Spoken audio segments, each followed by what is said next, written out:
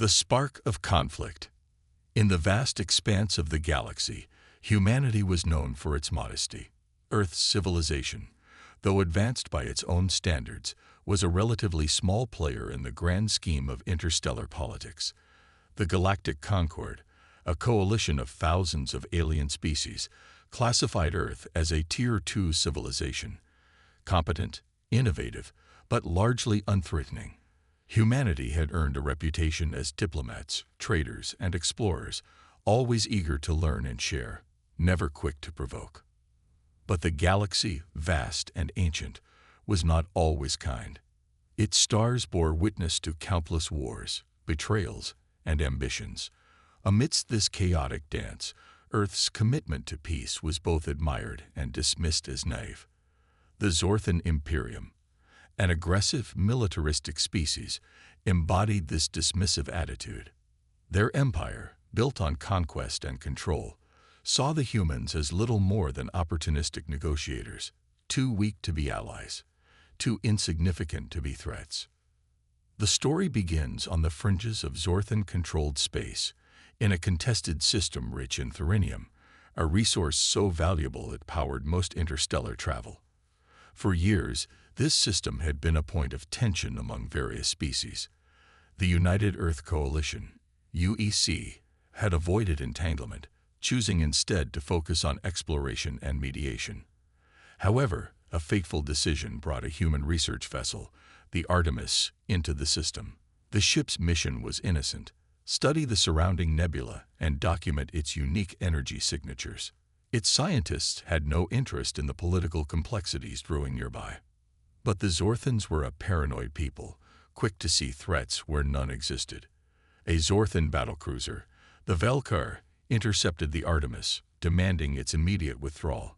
The Artemis's captain, adhering to Earth's protocols, complied, sending a calm transmission back to the Zorthan ship to confirm their departure. The message was received, but never acknowledged. Moments later, the Valkyr opened fire. The Artemis, though equipped with basic defensive measures, stood no chance against the might of a Zorthan battlecruiser. Within minutes, the ship was torn apart, its crew of over 2,000 souls lost in the void of space. The attack was as swift as it was brutal. No warning, no opportunity for surrender, just silence, followed by destruction.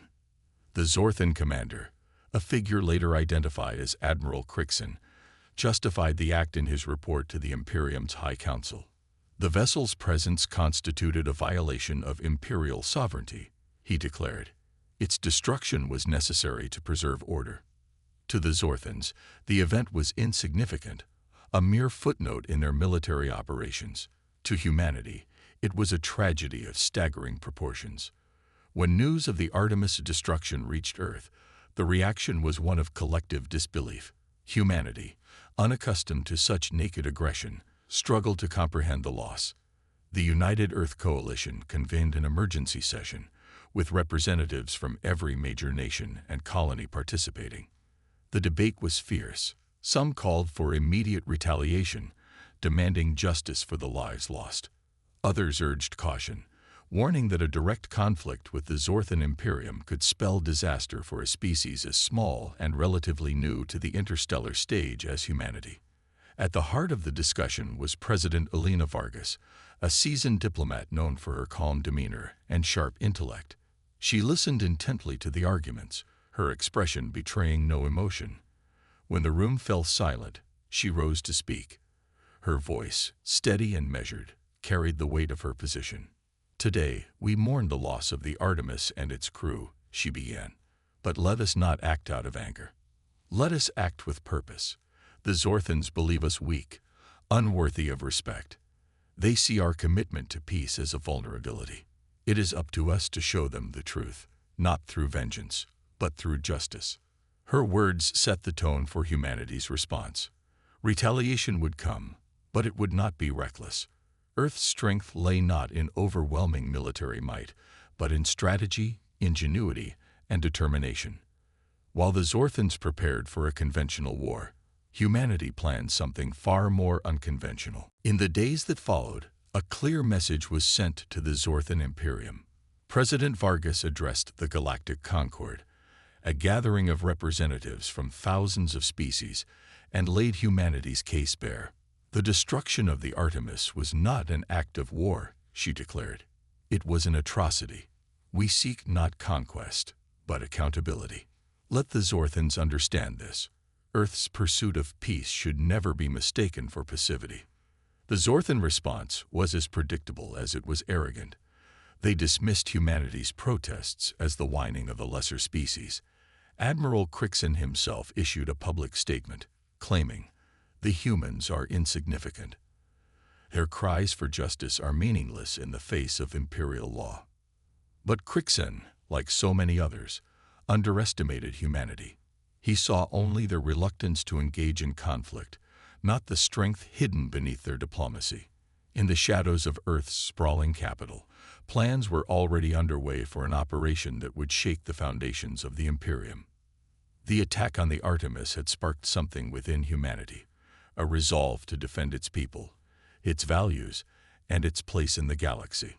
The Zorthans believed they had crushed an insignificant species. They were about to learn how wrong they were. The unseen blade. The Zorthans believed they understood war. Their empire had been forged through centuries of conquest, each campaign cementing their dominance over weaker civilizations. Their war fleets, vast and imposing, were symbols of their might, and their strategy was brutally efficient, overwhelm the enemy with superior numbers and firepower. To them, humanity was a trivial species, too small to pose a real challenge. What the Zorthans failed to comprehend was humanity's greatest strength, adaptability. Earth's history was riddled with conflicts that forced its people to evolve beyond brute force. Humanity understood that wars were won not just with weapons, but with intelligence, creativity, and strategy. While the Zorthans prepared for a traditional battle, the humans set their plans into motion, plans that would not meet the enemy head-on but would strike from the shadows. Activation of Project Revenant.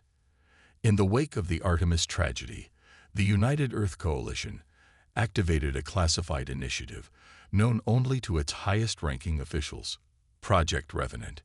Developed during Earth's darkest conflicts, this strategy was designed for asymmetric warfare. It was a doctrine not of open battlefields but of stealth, misdirection, and precision strikes. Fleet Admiral Marcus Lang, a decorated officer known for his unorthodox methods, was chosen to lead the operation. Under his command, humanity's response would be surgical and devastating. Admiral Lang was no stranger to the complexities of interstellar warfare. He had spent decades observing how other species waged war, and he knew that the Zorthans, with their rigid hierarchies and overconfidence, were vulnerable to disruption. "The Zorthans expect us to fight on their terms," Lang explained to his team during the first briefing. "We won't. We'll fight on ours." Sabotage in the shadows. The first phase of Project Revenant began with the deployment of stealth ships, vessels equipped with cutting-edge cloaking technology and advanced artificial intelligence. These ships, undetectable by Zorthan sensors, slipped silently into enemy territory. Their mission was to dismantle the Zorthans' ability to wage war without ever being seen. Human operatives targeted the Imperium's communication network, a sprawling web of relay stations and satellites that kept their fleets and colonies connected. Within days, key relay stations began to fail. Messages intended for fleet commanders were lost in transit, and orders from the High Council arrived too late to be effective. Confusion spread through the Zorthan ranks like a virus. Meanwhile, elite infiltration teams, known as Phantom Squads, were deployed to critical Zorthan outposts. These operatives were the best Earth had to offer, highly trained in sabotage, infiltration, and cyber warfare. They operated with precision, planting viruses in the Imperium's systems and sowing seeds of mistrust among its leaders.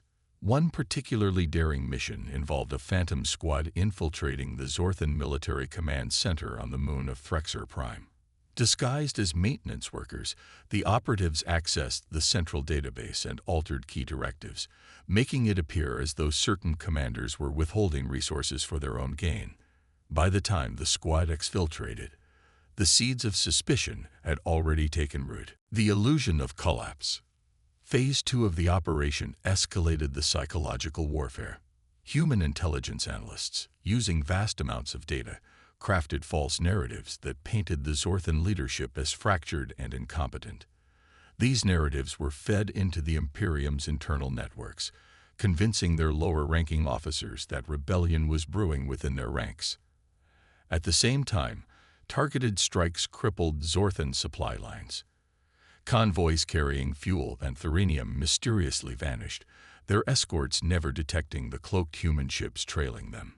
Key manufacturing facilities suffered catastrophic failures due to precision sabotage, leaving the Zorthan war machine starved for resources. But perhaps the most unnerving tactic was the use of misinformation. Human operatives planted rumors that certain Zorthan fleets had been destroyed by an unknown enemy far more advanced than the Imperium.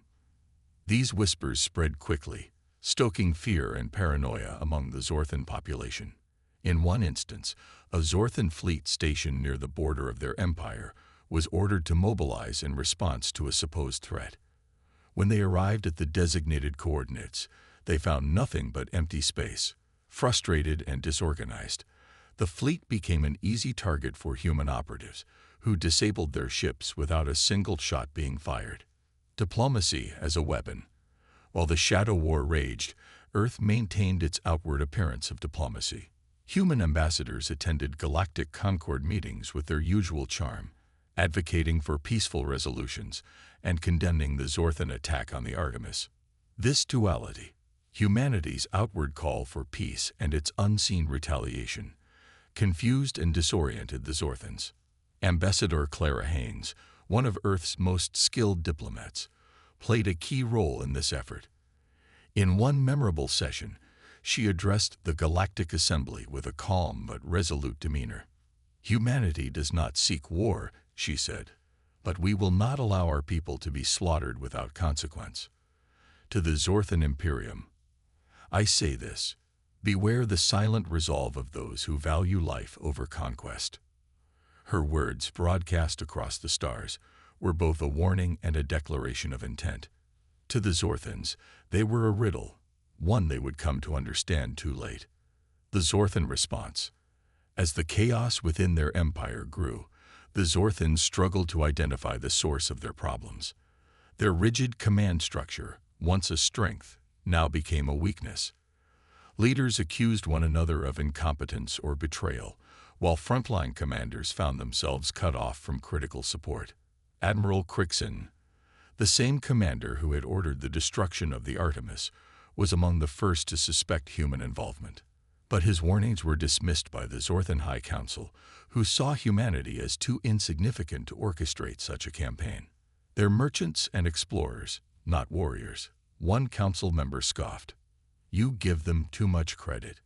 Crixon's frustration grew, but by the time he convinced the council to take action, the damage was done. The Zorthan Imperium, once a symbol of strength and unity, was now a fractured shadow of its former self. The blade in the dark. As the second phase of Project Revenant concluded, humanity's message became clear. They would not engage in open war, but they would not be passive victims. The Zorthans, so accustomed to wielding their strength as a blunt instrument, had been outmaneuvered by an enemy they underestimated. In the darkness of space, the unseen blade of humanity struck with precision and purpose. And as the Zorthan Imperium floundered, humanity prepared for the final phase of its retaliation, a decisive act that would cement their place among the stars. The turning tide. As the Zorthan Imperium grappled with the chaos unfolding within its borders, the humans advanced their strategy, shifting from subversion to decisive action.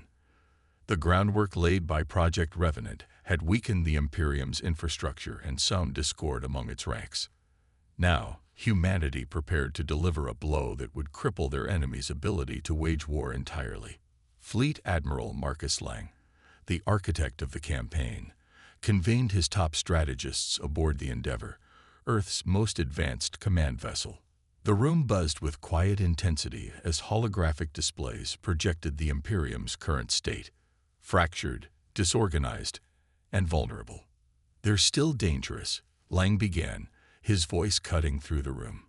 "A cornered predator is at its most lethal. If we strike now, we can neutralize their capacity for aggression without resorting to total war." The plan was ambitious. It involved targeting the Zorthan's most prized military asset, the Dreadfort Armada, a fleet of colossal warships stationed above their industrial heartland, Chronaxis Prime. These ships, symbols of the Imperium's dominance, were the backbone of their military might. Destroying or neutralizing the Armada would send a clear message, not just to the Zorthans, but to the entire galaxy. The Ghost Fleet. To execute this operation, humanity deployed its Ghost Fleet, a squadron of experimental warships equipped with advanced cloaking technology and silent propulsion systems. These vessels, nearly invisible to enemy sensors, were humanity's ace in the hole. They had been a closely guarded secret, known only to the highest echelons of the United Earth Coalition. Leading the Ghost Fleet was Captain Elena Strass, a seasoned officer renowned for her tactical brilliance. Under her command, the fleet embarked on a perilous journey deep into Zorthan territory, navigating treacherous asteroid fields and bypassing heavily fortified outposts. Every move was calculated to avoid detection. As the Ghost Fleet closed in on Chronaxis Prime, they initiated their primary objective: infiltration and sabotage. Using advanced drones, they began mapping the defenses of the Dreadfort Armada. The Zorthans had layered their fleet with multiple protective barriers, including energy shields, automated turrets, and a sophisticated early warning system. But humanity's engineers had spent months analyzing Zorthan technology, identifying weaknesses that could be exploited. The sabotage. On the surface of Chronaxis Prime, the Zorthans remained oblivious to the Ghost Fleet's presence. Their focus was on internal unrest as dissent continued to ripple through their ranks. Human operatives, embedded within the Zorthan population, capitalized on this turmoil, spreading false intelligence that diverted attention away from the impending attack. In orbit, the Ghost Fleet's drones infiltrated the Armada's central command network. These drones, equipped with advanced hacking protocols, began disabling key systems one by one. Power grids flickered, targeting systems went offline, and communications between ships were severed. The Armada, once an indomitable force, was rendered defenseless without a single human shot being fired. One particularly daring maneuver involved disabling the flagship of the Armada, the Zorathian Warlord, a colossal dreadnought that served as the Imperium's ultimate weapon. The Ghost Fleet deployed a small strike team, who boarded the vessel under the cover of darkness. Within hours, they had taken control of the ship's systems, leaving it adrift in space. The psychological blow. As the Zorthans scrambled to make sense of the chaos, humanity delivered its final blow, not with weapons, but with words. Admiral Lang, broadcasting from the safety of the Endeavor, sent a transmission directly to the Zorthan High Council. His image appeared on every Zorthan communication channel, his voice calm and steady. To the Zorthan Imperium, he began, "Your strength lies in fear and intimidation. You believe yourselves untouchable, beyond the reach of those you consider lesser. But today, you see the truth. Your mightiest fleet, the Dreadfort Armada, is powerless. Your war machine is dismantled. Humanity has no desire for war, but we will not hesitate to defend ourselves." The Zorthan Council, humiliated and enraged, attempted to respond, but their transmissions were met with static. The humans had silenced them, both figuratively and literally. Across the galaxy, the broadcast sent shockwaves.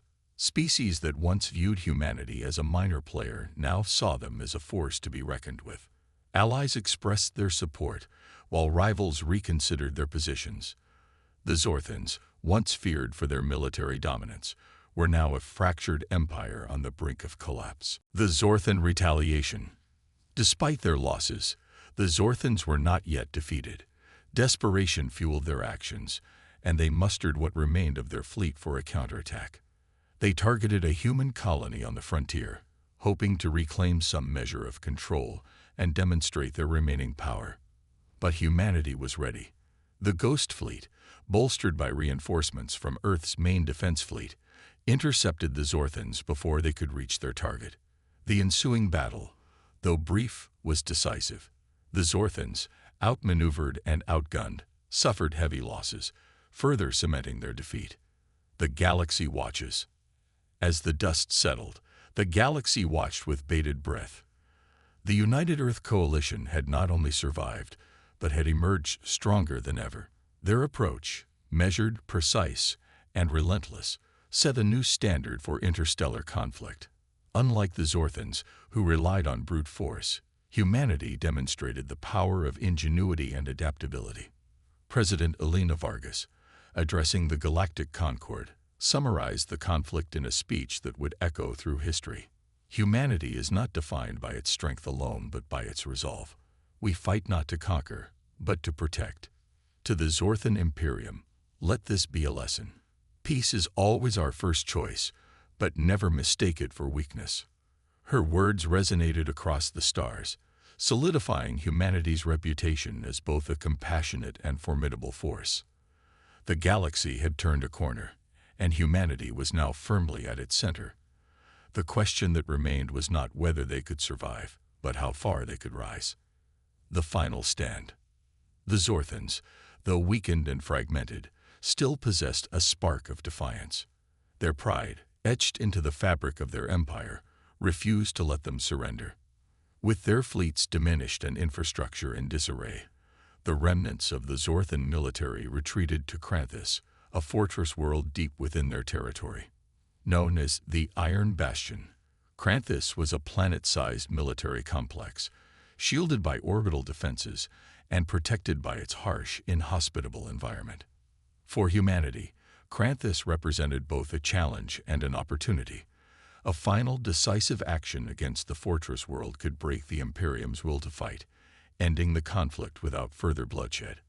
But an assault on such a heavily fortified position carried immense risks. Fleet Admiral Marcus Lang, now the symbol of Earth's resilience, called an emergency war council aboard the Endeavour to determine their next move. The council's debate. The council was divided. Some argued for a full-scale assault, citing Kranthus as the last major obstacle in securing peace. Others cautioned against overextending Earth's forces, warning that an outright attack could lead to unacceptable losses. "We've already proven our point," said Commander Ria Patel, a senior strategist. "The Zorthans are in disarray. Their empire is crumbling. A direct assault on Kranthus could cost us dearly." Admiral Lang listened intently before speaking. "If we leave Kranthus intact, we risk allowing them to rebuild. This fortress is more than a military stronghold. It's a symbol of their defiance. We need to neutralize it, but not through brute force. Humanity's strength lies in its ingenuity. We'll approach this as we've approached every other challenge, with precision." Lang's plan was bold. Rather than destroy Kranthus, they would disable it from within, rendering it irrelevant as a military asset. The operation would require a coordinated effort from Earth's best operatives and its most advanced technologies. Operation Silent Dawn. The mission, codenamed Operation Silent Dawn, was a two-pronged assault. The first phase involved dismantling Kranthus's formidable orbital defenses. These defenses, a network of automated turrets, missile arrays, and energy shields, had kept the Zorthans' enemies at bay for decades. Disabling them would pave the way for the second phase, infiltrating the fortress itself. The Ghost Fleet, now renowned for its successes, spearheaded the operation. Captain Elena Strass, a key figure in earlier missions, led the fleet with surgical precision. Using cloaked drones, her team began targeting key nodes in Kranthus's defense network. Each strike was carefully calculated to avoid detection, with drones planting timed explosives at critical junctions. Within hours, gaps began to appear in the planet's defensive grid. The infiltration team. While the Ghost Fleet dismantled the orbital defenses, a team of elite human operatives prepared for the ground mission. Known as Echo Squad, these soldiers were the epitome of human adaptability. engineers, hackers, and combat specialists trained to operate in the harshest conditions. Their mission was simple in concept but complex in execution: infiltrate Kranthus' central command hub and disable its core systems. Led by Captain Mira Kovac, a veteran of numerous high-risk operations, Echo Squad descended to Kranthus under the cover of darkness. The planet's surface was as unforgiving as its reputation suggested, with violent storms and temperatures that could kill unprotected beings in minutes. Equipped with advanced exosuits and stealth technology, the team navigated the hostile terrain, evading patrols and automated sentries. As they approached the command hub, the squad encountered their first major obstacle: a heavily fortified entrance guarded by Zorthan soldiers. Using a combination of diversionary tactics and EMP devices, Echo Squad neutralized the guards without raising an alarm. Once inside, they worked quickly to breach the facility's inner sanctum, disabling the fortress. Inside the command hub, Echo Squad faced a labyrinth of corridors and locked doors, each one more secure than the last. The Zorthans, aware of their vulnerabilities, had fortified this facility to the extreme. But Echo Squad was prepared. Using advanced hacking tools and data stolen during earlier missions, they bypassed the security systems and made their way to the core. The core, a massive AI-driven system that managed Kranthus' defenses and logistics, was the heart of the fortress. Disabling it would effectively render the entire planet defenseless. However, the Zorthans had anticipated such an attack and installed a failsafe. Any tampering with the core would trigger a planetary lockdown, sealing the command hub and trapping the infiltrators inside. Captain Kovac, realizing the risk, made the call. "If we don't succeed, this war drags on," she said, her voice steady despite the tension. "We're doing this." Working with surgical precision, the team deployed a virus designed to shut down the core's systems without triggering the failsafe. For hours, they worked under the constant threat of discovery. Finally, the core began to shut down, its lights flickering and its systems collapsing. Kranthus, the Iron Bastion, was no longer operational. The Zorthan response.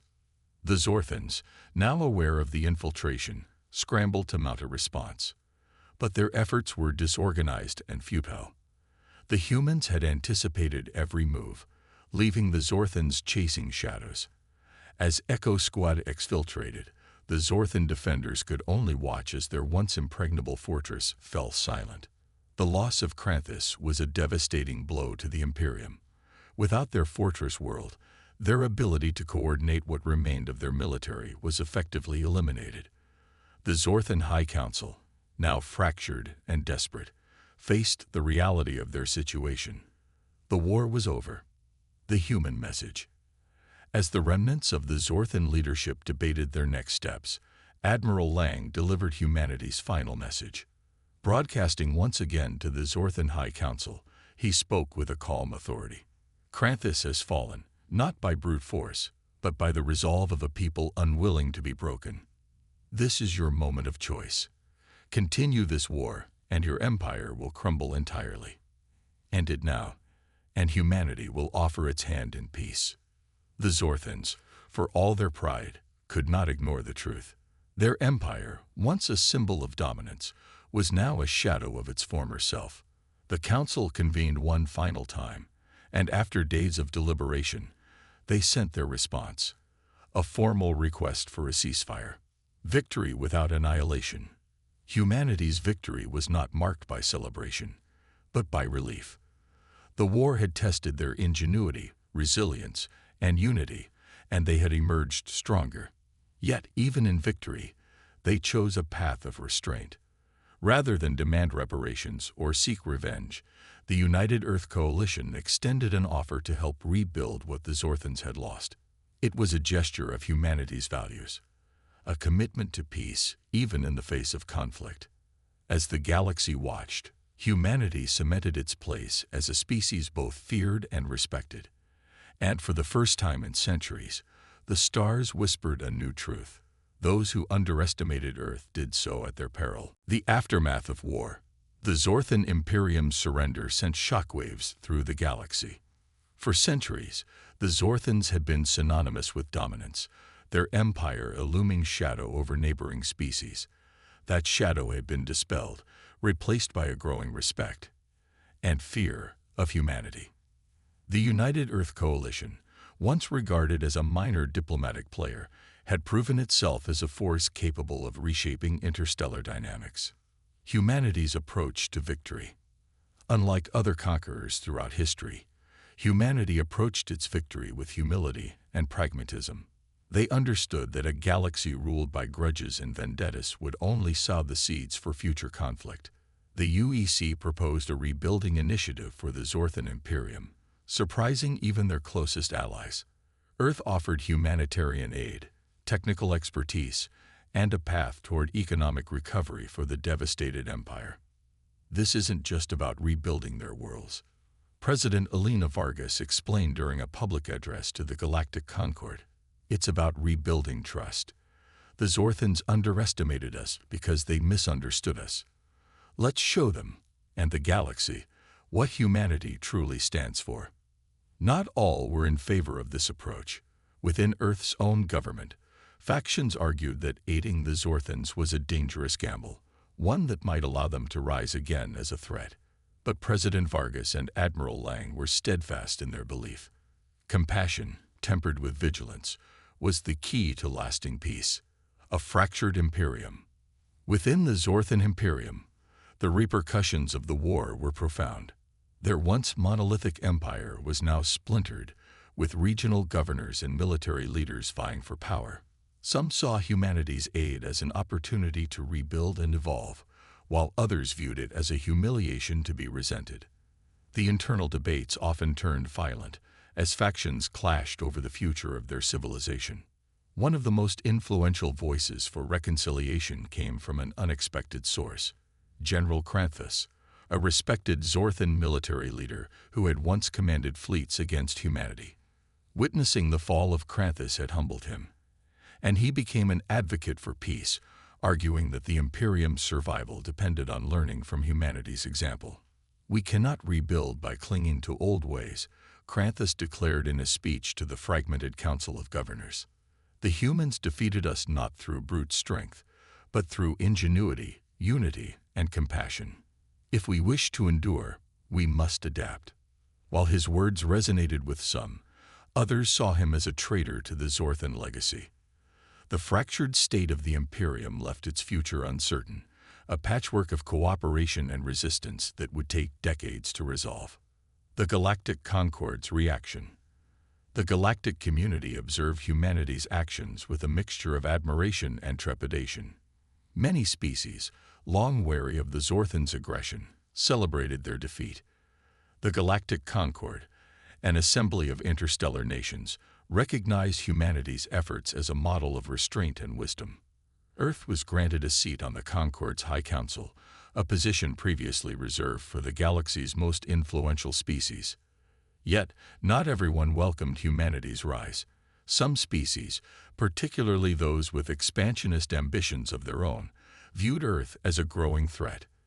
They questioned whether humanity's commitment to peace was genuine or simply a facade for more subtle forms of dominance. Ambassador Clara Haynes, Earth's representative to the Concord, addressed these concerns in her inaugural speech to the Council. "Humanity has no desire for conquest," she declared. "Our strength lies in collaboration, not subjugation. But let it be known, while we seek peace, we will not shy away from defending ourselves or our allies. The lessons of this war will not be forgotten." Rebuilding Earth's role. As Earth's influence expanded, so did its responsibilities. The war with the Zorthans had stretched humanity's resources and infrastructure to their limits. The United Earth Coalition faced the daunting task of not only supporting the Zorthan rebuilding efforts, but also addressing the needs of its own people. The economic boost from newfound galactic respect brought opportunities as well as challenges. Trade agreements with allied species flourished, but the influx of resources and technologies required careful management. Earth's leaders worked tirelessly, to ensure that humanity's rapid rise did not come at the cost of its core values. On a personal level, the scars of war were evident. Veterans who had served in the Ghost Fleet and Echo Squads returned home as heroes, but many carried the burden of what they had seen and done. Admiral Lang, though lauded as a genius strategist, often reflected on the weight of his decisions. Victory isn't just about defeating your enemy, Lang confided in a rare interview. It's about ensuring that the world you leave behind is better than the one you fought to protect. That's the real challenge. The whisper of a new era. Despite the war's end, whispers of unease lingered among the stars. Humanity's ascent had disrupted the balance of power, and not everyone welcomed the change. Among the darker corners of the galaxy, old enemies and new rivals plotted in secret, determined to test the strength of Earth's resolve. For humanity, the lesson was clear. Peace, while precious, required vigilance. The United Earth Coalition began to strengthen its alliances, forging bonds with species who shared their vision of a cooperative galaxy.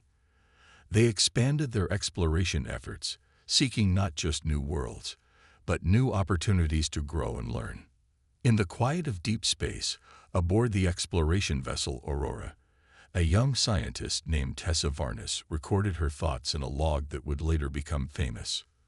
We look to the stars not just for what we can gain, but for what we can become. The war taught us what it means to defend ourselves. Now we must learn what it means to lead. A new chapter begins. The aftermath of the Zorthan War marked the end of one chapter and the beginning of another. Humanity, no longer a Tier 2 civilization in the eyes of the galaxy, stood as a beacon of resilience and ingenuity. The question was no longer whether they could survive, but how far they could go. As the United Earth Coalition looked ahead, they knew that the path forward would not be easy. But for a species that had thrived on challenges, the future was not a burden. It was a promise. And so, under the light of countless stars, humanity prepared to write its next story. A story of hope, determination, and the unyielding belief that even in the darkest times, there is a way forward. The whisper among the stars. With the Zorthan Imperium subdued and humanity stepping into its new role as a rising power, the galaxy entered a fragile peace. Trade routes bustled with activity, diplomacy flourished, and alliances grew stronger. Yet in the shadows of this new era, murmurs of unease spread across the stars. For some species, humanity's sudden ascension was inspiring, a testament to their ingenuity and resilience. For others, it was a disruption, a challenge to the delicate balance of power that had defined galactic politics for centuries. Among these dissenters were factions, both known and hidden, who viewed Earth's rise as an opportunity to exploit, a threat to eliminate, or a rival to outmaneuver. Seeds of suspicion. The Zorthan Imperium, though fractured, was not entirely subdued. In remote corners of their former territory, loyalist factions began to regroup. These splinter cells refused to accept defeat and viewed humanity's aid as a calculated humiliation. Operating under the radar, they started plotting acts of retaliation, testing the boundaries of Earth's patience. One such faction, calling themselves the Children of Crixon, after the disgraced Zorthan admiral, emerged as a significant threat. They believed that only through unwavering aggression could the Imperium reclaim its former glory. Using stolen technology and rogue scientists, they began constructing a new weapon, a device designed not to conquer but to destabilize. Reports of their activities reached Earth's intelligence networks, prompting swift action. The UEC dispatched covert operatives to investigate. Among them was Commander Rhea Patel, now a seasoned agent after her role in dismantling the Zorthan fleet. She led a team of specialists to infiltrate the Zorthan loyalists and uncover their plans. A new enemy rises. As humanity dealt with the remnants of the Zorthan threat, another, more mysterious force began to stir in the void. Far beyond the known regions of space, an ancient and enigmatic species called the Xendar Collective observed the unfolding events. The Xendar, an isolationist race with advanced technology, had long remained hidden from galactic politics. However, humanity's unorthodox tactics and rapid rise had piqued their interest and their caution. The Xender viewed the humans as unpredictable, a species capable of disrupting even their carefully calculated strategies. Their leaders, the Elder Council, convened to debate their next move. Should they remain silent observers, or should they act to ensure humanity did not grow too powerful? Among the council was Elder Rollin, a pragmatic voice advocating for caution. Humanity is not like the Zorthans, she warned. They adapt. They learn. If we act against them now, we may create the very enemy we fear. Despite her counsel, a faction within the council pushed for preemptive measures. Their argument was simple: humanity's capacity for asymmetric warfare and their growing influence posed a potential threat to the galaxy's stability. Humanity's precautions, aware of the unease surrounding their newfound prominence, the United Earth Coalition took proactive steps to maintain trust among their allies. They increased their participation in the Galactic Concord, mediating disputes and offering resources to rebuild war-torn regions. Earth's scientists shared their technological advancements with willing partners, fostering goodwill and collaboration. However, humanity was not naive. While extending the olive branch, they also fortified their defenses. The Ghost Fleet, now a symbol of Earth's tactical superiority, was expanded and upgraded. New research stations focused on developing countermeasures for hypothetical threats, including advanced cloaking technology and AI-driven fleet coordination systems. President Elena Vargas addressed these efforts during a global broadcast. "We extend our hands in friendship, but we will not leave ourselves vulnerable. Peace is built on trust, but it is maintained through strength. Let us be clear. Humanity seeks cooperation, not domination." Commander Patel's discovery. Deep within the former Zorthan territories, Commander Patel's team uncovered evidence of the children of Crixen's plans. The rogue faction had constructed a massive orbital platform, hidden within the dense asteroid fields of the Draconis Nebula. The platform housed a prototype weapon capable of destabilizing entire planetary ecosystems by manipulating gravitational fields, a technology stolen from experimental Zorthan archives. Realizing the threat this weapon posed, Patel contacted the UEC's command. "This isn't just about vengeance," she reported. "If this weapon is deployed, it could destabilize entire star systems, igniting conflicts across the galaxy. We have to act now." The UEC authorized an immediate strike. The Ghost Fleet was mobilized, and Patel's team worked to disable the platform's defenses from within. The operation was a race against time, as the children of Crixen prepared to unleash their weapon on a densely populated sector of the Concord. The operation. The assault on the orbital platform combined humanity's strengths in strategy and precision. The Ghost Fleet launched a coordinated attack, disabling key defense systems with targeted EMP strikes. Meanwhile, Patel's team infiltrated the platform, using their expertise to sabotage the weapon's core systems. The battle was fierce, with Zorthan loyalists fighting desperately to protect their creation. Patel's team faced heavy resistance, but their training and resolve carried them through. In a climactic moment, Patel personally disabled the weapon's activation sequence, triggering a controlled implosion that destroyed the platform without endangering nearby systems.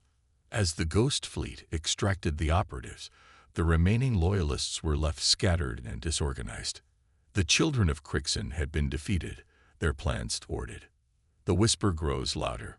While the destruction of the platform was a significant victory, it marked the beginning of a new era of challenges for humanity. The whispers among the stars grew louder, as both allies and rivals began to view Earth with a mixture of admiration and fear. The galaxy had learned that humanity was not to be underestimated, but what they might become was still a question unanswered. In the aftermath, President Vargas convened a meeting of Earth's top leaders and strategists. "We've survived the Zorthans and proven our resolve," she said. "But the galaxy is watching. They see our strength, but they also see opportunity. Our next steps will define not just how we're perceived but who we are. As humanity looked toward the future, the path was uncertain. New alliances, new discoveries, and new threats awaited them. The stars, vast and unending, held both promise and peril. Yet, for a species that had overcome impossible odds, the unknown was not something to fear. It was a challenge to embrace. The path forward.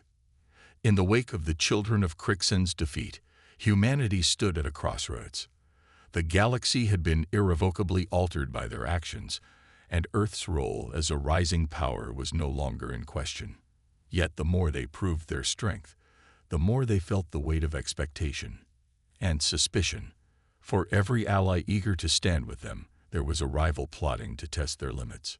President Elena Vargas, reflecting on the past months, issued a call to humanity in her address to the United Earth Coalition and the Galactic Concord. "We are explorers, dreamers, and builders," she began. "We have seen the horrors of war, but we have also shown the strength of unity and the power of purpose. Now we must decide what comes next, not as conquerors, but as stewards of a galaxy that has never before seen what we can offer. Our greatest challenge is not defeating our enemies.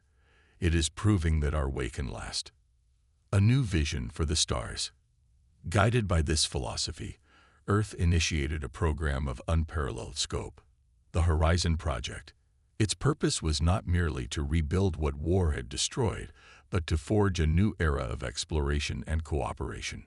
Central to the Horizon Project was the construction of the Celestial Nexus, a massive interstellar station designed to act as a hub for diplomacy, trade, and research. The Nexus, built in orbit around a neutral star system, was a testament to humanity's ambition. It wasn't just a station. It was a statement, a symbol that Earth's future lay not in domination, but in collaboration. Thousands of species contributed to its construction, bringing their technologies, cultures, and ideas. It became a microcosm of what the galaxy could be, united, diverse, and thriving. A shadow lurking. But even as the Horizon Project flourished, humanity remained vigilant.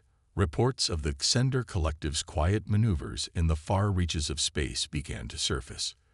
The enigmatic species, having watched humanity's rise with wary eyes, had dispatched emissaries to observe the Celestial Nexus. Their intentions were unclear, their presence a reminder that peace was fragile. Admiral Marcus Lang, now semi-retired but serving as a senior advisor, took a special interest in the Xender. "They're the unknown," he said during a briefing. "And if there's one thing humanity has learned, it's that the unknown always carries both promise and peril." Humanity reached out to the Xender with open hands, inviting them to participate in the Horizon Project. The Xender's response was cryptic. A single emissary named Elder Rollin arrived at the Nexus, her demeanor as inscrutable as her people's motives. "You humans are strange," she said during her first interaction with Earth's diplomats.